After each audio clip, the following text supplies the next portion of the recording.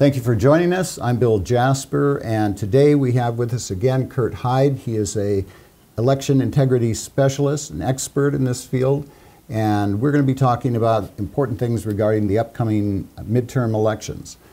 Kurt, you've been a election judge, election monitor. You've served in all kinds of capacities for decades. What is the situation with long lines in elections? That's one of the reasons why people say we have to go to more absentee ballots, more digital ballots. How do you respond to that? Absolutely. The long lines that I have seen are caused by inefficient voter check-in is the number one reason, and the number two reason is getting access to these computerized voting terminals. An inefficient voter check-in causes the long lines.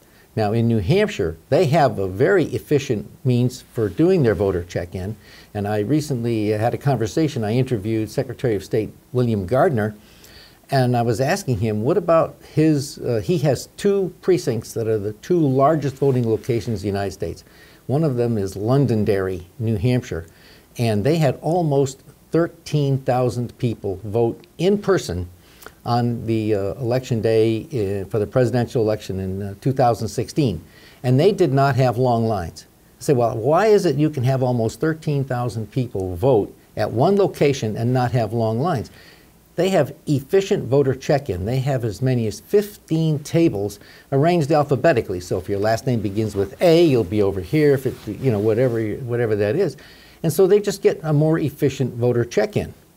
Another thing that they have there that keeps from having the long lines is people don't have to wait to get access to a voting machine to go vote. They use the optical scan ballots. So when the voter puts his ballot into the optical scan machine, he ties up the machine for a few seconds rather than tie it up for the entire time that the voter is there making their decisions. So these long lines are avoidable. And my advice to anybody who is standing in a long line for voting this year is check my story. Take a look. Are those the two bottlenecks? Is it one of those two bottlenecks?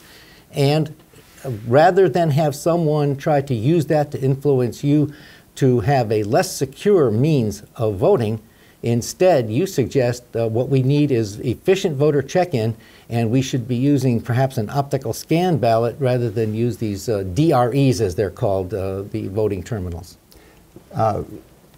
You are the author of the current October 22nd cover story in the New American Magazine, which is Voter Fraud, Manipulating the Vote.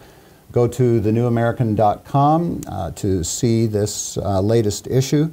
And Kurt is, besides being an election specialist, election expert, has been a contributing writer for the New American for many years.